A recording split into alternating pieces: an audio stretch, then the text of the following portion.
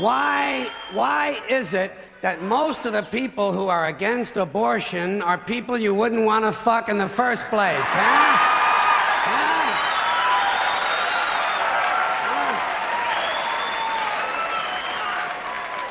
Boy, these conservatives are really something, aren't they? They're all in favor of the unborn. They will do anything for the unborn. But once you're born, you're on your own.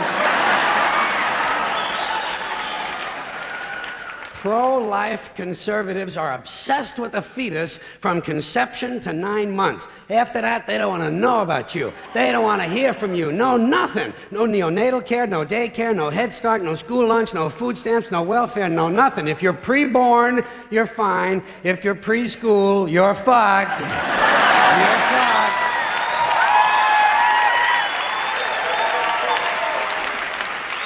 Conservatives don't give a shit about you until you reach military age. Then they think you are just fine, just what they've been looking for. Conservatives want live babies so they can raise them to be dead soldiers. Pro-life. Pro-life. These people aren't pro-life, they're killing doctors. What kind of pro-life is that? What, they'll do anything they can to save a fetus, but if it grows up to be a doctor, they just might have to kill it? They're not pro-life. You know what they are? They're anti-woman. Simple as it gets. Anti-woman. They don't like them. They don't like women. They believe a woman's primary role is to function as a broodmare for the state. Pro-life. You don't see many of these white anti-abortion women volunteering to have any black fetuses transplanted into their uteruses, do you? No, you don't see them adopting a whole lot of crack babies, do you? No, that might be something Christ would do. And you won't see a lot of these pro-life people dousing themselves in kerosene and lighting themselves on fire. You know, morally committed religious people in South Vietnam knew how to stage a goddamn demonstration, didn't they? Huh?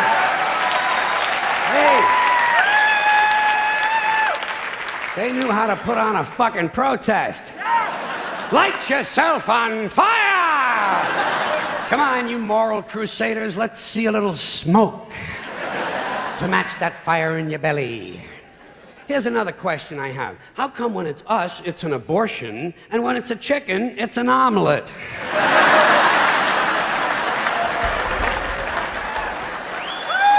Wait.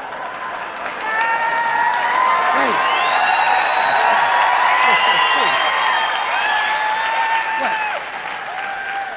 Are we so much better than chickens all of a sudden? When did this happen, that we passed chickens in goodness? Name 6 ways we're better than chickens. See, nobody can do it. You know why? Because chickens are decent people. You don't see chickens hanging around in drug gangs, do you? You don't see a chicken strapping some guy to a chair and hooking up his nuts to a car battery, do you? When's the last chicken you heard about came home from work and beat the shit out of his hen, huh? Doesn't happen. Because chickens are decent people. Well, let's get back to this abortion shit. Now, is a fetus a human being? This seems to be the central question. Well, if a fetus is a human being, how come the census doesn't count them? If a fetus is a human being, how come when there's a miscarriage, they don't have a funeral? If a fetus is a human being, how come people say we have 2 children and 1 on the way, instead of saying we have 3 children? People say life begins at conception. I say life began about 1 billion years ago, and it's a continuous process. Continuous, just keeps rolling along. Rolling along. I say, you know something? Listen, you can go back further than that. What about the carbon atoms? Huh? Human life could not exist without carbon. So is it just possible that maybe we shouldn't be burning all this coal? Just looking for a little consistency here in these anti-abortion arguments. See, the really hardcore people will tell you life begins at fertilization. Fertilization when the sperm fertilizes the egg, which is usually a few moments after the man says, gee, honey, I was going to pull out, but the phone rang and it startled me.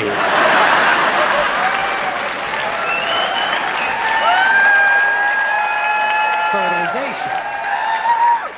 But even after the egg is fertilized, it's still 6 or 7 days before it reaches the uterus and pregnancy begins. And not every egg makes it that far. 80% of a woman's fertilized eggs are rinsed and flushed out of her body once a month during those delightful few days she has. They wind up on sanitary napkins, and yet they are fertilized eggs. So basically, what these anti-abortion people are telling us is that any woman who's had more than one period is a serial killer. Consistency. Consistency.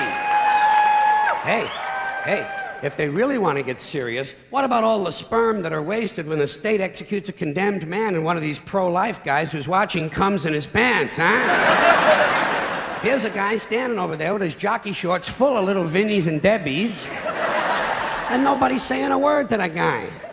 Not every ejaculation deserves a name. Now, speaking of consistency, Catholics, which I was until I reached the age of reason,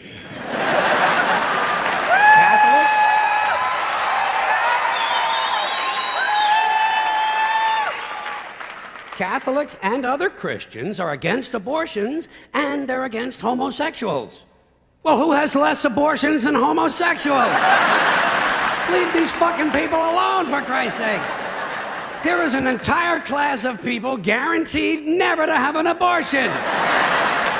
And the Catholics and Christians are just tossing them aside. You'd think they'd make natural allies. Go look for consistency in religion. And speaking of my friends, the Catholics, when John Cardinal O'Connor of New York and some of these other cardinals and bishops have experienced their first pregnancies and their first labor pains, and they've raised a couple of children on minimum wage, then I'll be glad to hear what they have to say about abortion. I'm sure it'll be interesting, enlightening too. But in the meantime, what they ought to be doing is telling these priests who took a vow of chastity to keep their hands off the altar boys. Keep your hands to yourself, Father. You know? When Jesus said, "Suffer the little children, come unto me," that's not what he was talking about.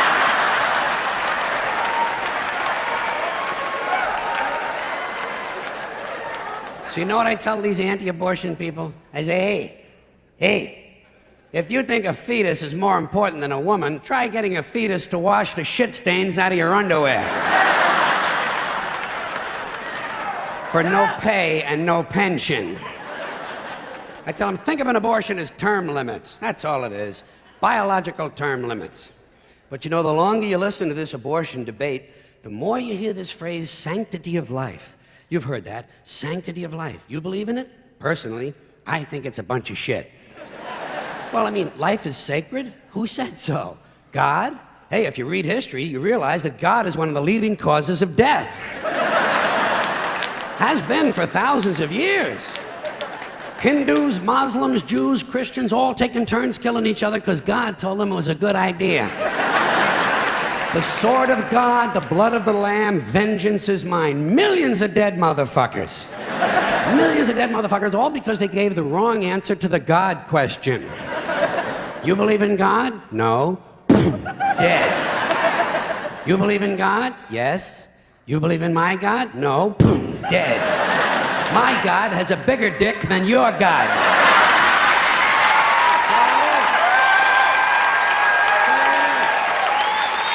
Thousands of years. Thousands of years, and all the best wars, too. The bloodiest, most brutal wars fought, all based on religious hatred, which is fine with me. Hey, anytime a bunch of holy people want to kill each other, I'm a happy guy. But don't be giving me all this shit about the sanctity of life. I mean, even if there were such a thing, I don't think it's something you can blame on God. Now, you know where the sanctity of life came from? We made it up. You know why? 'Cause we're alive. Self-interest. Living people have a strong interest in promoting the idea that somehow life is sacred. You don't see Abbott and Costello running around talking about this shit, do you? We're not hearing a whole lot from Mussolini on the subject. What's the latest from JFK? Not a goddamn thing. Because JFK, Mussolini, and Abbott and Costello are fucking dead. They're fucking dead. And dead people give less than a shit about the sanctity of life. Only living people care about it, so the whole thing grows out of a completely biased point of view. It's a self-serving, man-made bullshit story. It's one of these things we tell ourselves so we'll feel noble. Life is sacred. Makes you feel noble. Well, let me ask you this. If everything that ever lived is dead, and everything alive is gonna die, where does the sacred part come in? I'm having trouble with that. Because, I mean, even with the stuff we preach about the sanctity of life, we don't practice it. We don't practice it. Look at what we kill. Mosquitoes and flies, because they're pests. Lions and tigers, because it's fun. Chickens and pigs, because we're hungry. Pheasants and quails, because it's fun. And we're hungry. And people, we kill people, because they're pests. And it's fun.